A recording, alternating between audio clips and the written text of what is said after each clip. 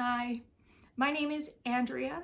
I am a chronic illness fighter, warrior, person. I am a human soul that lives inside of a shell that is chronically ill. I imagine a lot of people could relate to this.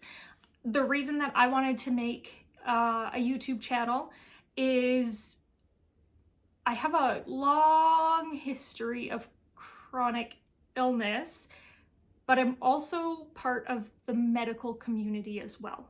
I am a registered nurse. I got my degree as an adult when I already had one child, and then I had my second while I was going through school to become this registered nurse that I am today. I've battled with health my entire life. Going through university with chronic illness was, I suppose it was normal to me because I've lived in a very ill working shell for most of my life. Things that were easy for other people were not just easy for me. So I am a number of statistics, and I assume if you're tuning into this video, you may also be a statistic, and it's very difficult to be a statistic, especially in this environment, in this medical community. This is now 2023, and the world is still rallying from 2020, good old toilet paper hogging days. And the reason for the toilet paper hogging days is the ultimate reason that I started this channel. I didn't have the condition, even as a registered nurse, confirmed until 2022, in April of 2022. And I suffered significantly with side effects that are of neurological etiology, and my initial illness was, I don't even think I coughed. And so I have been off work since April of 2022. So we're just past a year now, where I've been unable to sustain work of any kind. And there's many of us. However, not all of us have the same symptomology on the other side of our condition. I was predisposed, I believe, to have the pandemic attack my brain specifically, and perhaps my heart, but more likely my hindbrain. I wound up with a diagnosis of something called POTS, Postural Orthostatic Tachycardia Syndrome, and functional neurologic disorder. So the first is basically a dysautonomia of the central nervous system. So the things that your body should do on their own, breathing, blood pressure, heart rate, all of that, my body no longer follows the normal pattern. So, you know, like if you were to go into the hospital and do a set of vitals, they should look like XYZ. Mine do not. And that first presented when I was unable to even sit in bed without feeling so dizzy, like I was going to fall over. I think we all have those moments when you stand up too quickly and you just vasodilate, things go black, starry, you can't feel your fingers, that sort of thing, and you just basically, you know, try to find somewhere to sit down until it goes away. People with POTS, it doesn't go away. So my heart rate is much elevated compared to what it should normally be as a baseline. And I'll go more into these specific conditions in other videos. What I want to do is kind of give a generalized overhead so that if you're tuning into this video, you might learn where my videos will go, the type of topics that we're going to cover. And if you want to stick around, maybe you can glean something from my chronic illness. I've got a lot of tips and tricks for what I've learned over the years in managing being someone who's chronically ill, and not just turning away and shying or choosing not to live life because of a chronic illness. Like I said, I did my entire registered nursing degree with a chronically ill body. In fact, I was so chronically ill in my school, one of my preceptors, well, I suppose she wasn't technically a preceptor, but one of the people that I worked with, she said to me, if your body is going to be this sick, no one's ever going to hire you. And here I'm going into a medical community where I'm working with people who are chronically ill and they're at their worst. And, you know, I might be there less, but the days that I'm there, I'm going to be a lot more understanding to the people on the other side of that bed and less judgmental. And that's actually what got me into nursing, was one of the things that I went through with being chronically ill and having a clotting condition is multiple pregnancy loss. So I currently have a count of 16 pregnancies and I have 3 living children. So, you know, getting and maintaining children was never an easy thing for me anyway. So I was in and out of medical facilities and with doctors and with nurses way more than any human would like, and gave up more dignity through that process than any human would like to give up.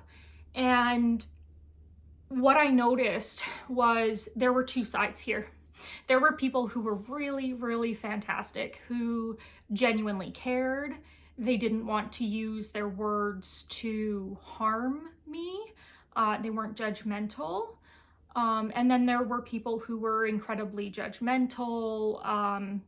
You know, my children all know the number that they are in order of pregnancies. So my son is pregnancy number 2, and my daughter is pregnancy number 10, and my second daughter is pregnancy number 13. So it kind of gives you an idea that, you know, like if I had have given up, as many people suggested that I should, being chronically ill and having not maybe the best luck, then I wouldn't have child pregnancy 10 or pregnancy 13. So I'm fairly driven. I was a competitive figure skater when I was younger, and that was no thanks to my parents. My grandparents paid for it, and I had a coach that used to pick me up and drive me to and from my skating every day. And I think I learned resilience from my skating coach. And then my ex-mother-in-law, she also struggled with, she was an older mom, and so she struggled with pregnancy loss. And she had once said to me, if I don't try, my percentage chance of success is 0. And if I try, at least I have some chances at success. And so that is ultimately the mentality that like kept me going. That's what kept me going through nursing school. It's what's kept me going through all of the adversity that I've been through. If I choose to stop now, then I'm limiting what may be there for me around the corner. And so it's my hope with this channel that I can kind of divulge a little bit more about who I am, how I interact with my conditions, there's probably a lot of us who are suffering from different types of chronic conditions.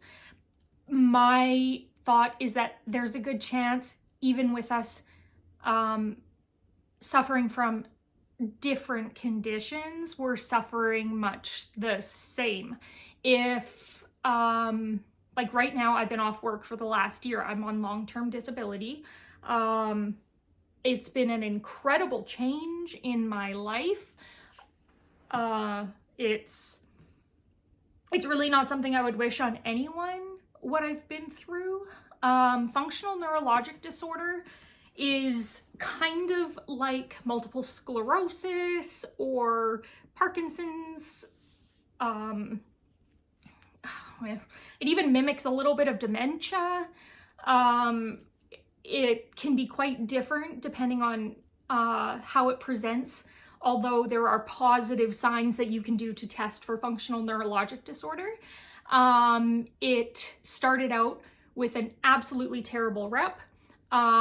If I am in the presence of a medical person and they are trying to dissuade me as if it's like all in your head, because this is one of those conditions that's not visible on an MRI or on any tests. I believe that people who have functional neurologic disorder in this generation are really just the pioneers of us eventually finding the connection that aligns between all of us. However, because you can't see it on scans or exams or anything like that, it's got a little bit of a,